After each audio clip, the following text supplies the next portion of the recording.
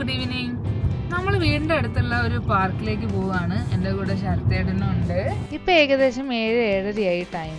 ഞങ്ങൾ രണ്ടുപേരും ഡ്യൂട്ടി കഴിഞ്ഞ് ഫ്രഷായി പുറത്തേക്ക് നോക്കിയപ്പോൾ നല്ല വെതറാണ് പുറത്തുള്ളത്. സോ വീടിനടുത്തുള്ള ഒരു പാർക്കിൽ പോകാമെന്ന് വിചാരിച്ചു. അങ്ങനെ പോകുമ്പോഴാണ് നമ്മളുടെ ഫേവറേറ്റ് ഡയറി ഡിലൈറ്റ് കാണുന്നത്. ഇവിടുത്തെ ഹോട്ട് ഫഡ്ജ് ബ്രൗണി ഒരു മസ്റ്റ് ട്രൈ ഐറ്റം തന്നെയാണ്. അതിൽ ചോക്ലേറ്റോ വാനിലയോ സ്കൂപ്പ് നമുക്ക് ഏത് വേണമെന്നുള്ളത് ചൂസ് ചെയ്യാനും പറ്റും. നമ്മൾ പൊതുവേ ഒന്നേ മേടിക്കാറുള്ളൂ. എന്താ വെച്ചാൽ ഒന്ന് കഴിച്ചാൽ തന്നെ നമുക്ക് രണ്ടുപേർക്കും വയറ് നിറയാറുണ്ട്. നല്ല ഹെവിയാണ്. ഐസ്ക്രീം കഴിച്ചത് കൊണ്ട് നമുക്ക് രണ്ടുപേർക്കും വിശപ്പൊന്നുമില്ല. അപ്പോൾ ഒന്ന് പാർക്കിൽ പോയിട്ട് കുറച്ച് നേരം സ്പെൻഡ് ചെയ്യാമെന്ന് വിചാരിച്ച് അങ്ങോട്ട് പോവാണ്. അങ്ങനെ നമ്മൾ മോഹക് പാർക്കിലാണ് എത്തിയത്.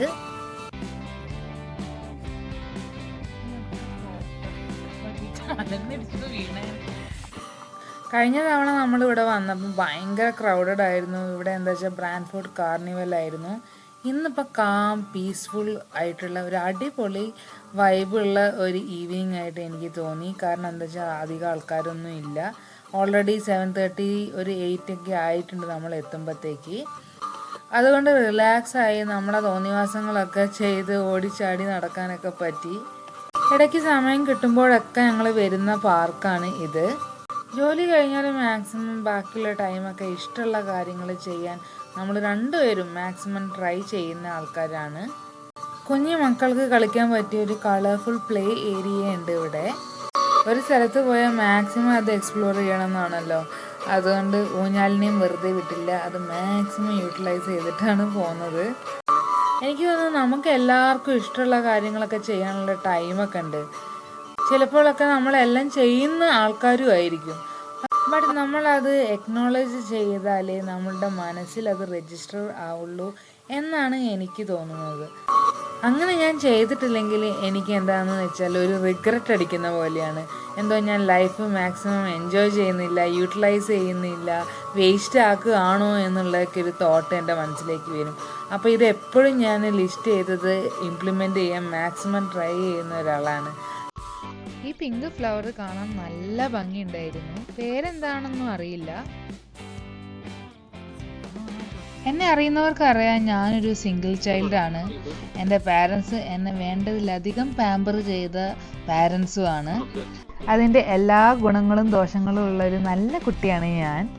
അങ്ങനെ ഫുൾ കെയറും അറ്റൻഷനൊക്കെ കിട്ടി ഒരു 20-25 വയസ്സ് വരെ ഞാൻ സുഖ ജീവിതമായിരുന്നു എനിക്ക് എൻ്റെ വീട്ടിൽ. അത് കഴിഞ്ഞിട്ടാണ് ഞാൻ ഈ മനുഷ്യനെ കല്യാണം കഴിച്ചത്. ദൈവം സഹായിച്ച് ഇതുവരെ we are happy with each other. അങ്ങനെയൊക്കെ സുഖമായി സന്തോഷത്തോടെ ജീവിച്ചിരുന്ന ഞാൻ പെട്ടെന്ന് എനിക്ക് കാനഡയിലേക്ക് വരാനുള്ള ഒരു ആഗ്രഹം വന്നു.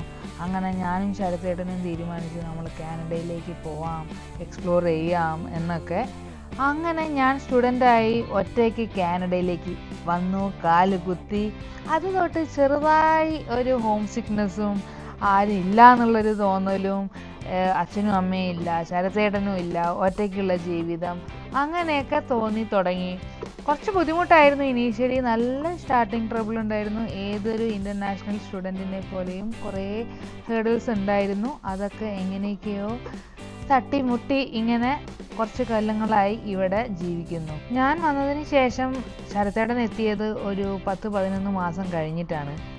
അപ്പോൾ ശരിക്കും എനിക്ക് മനസ്സിലായി നമ്മുടെ എല്ലാവരുടെ ലൈഫിലും അറ്റ്ലീസ്റ്റ് ഒരു positive person to share everything. സന്തോഷമായിക്കോട്ടെ, സങ്കടമായിക്കോട്ടെ, എക്സൈറ്റ്മെൻ്റ് ആയിക്കോട്ടെ, സ്ട്രെസ് ആയിക്കോട്ടെ, ഒക്കെ ഷെയർ ചെയ്യാൻ ഒരാൾ വേണമെന്നുള്ളത്. പാർക്കിൽ നിന്ന് നേരെ വിട്ടത് ചെന ഭട്ടൂര കഴിക്കാനാണ്. നമ്മൾ ഓർഡർ ചെയ്തതിന് ശേഷമാണ് അവരുണ്ടാക്കിയതെന്ന് തോന്നുന്നു. നല്ല ചൂടുണ്ടായിരുന്നു, നിങ്ങൾക്കിപ്പോൾ ആവിയൊക്കെ കാണാം. പിന്നെ നല്ല ടേസ്റ്റും ഉണ്ടായിരുന്നു. അപ്പോൾ അതൊക്കെ കഴിച്ച് എൻ്റെ സന്തോഷം കണ്ടില്ലേ മുഖത്തുള്ള ഫുഡ് കണ്ടതിൻ്റെ സന്തോഷം വേറെ ഒന്നുമല്ല. അപ്പം ശരി, Tata, bye bye, good night.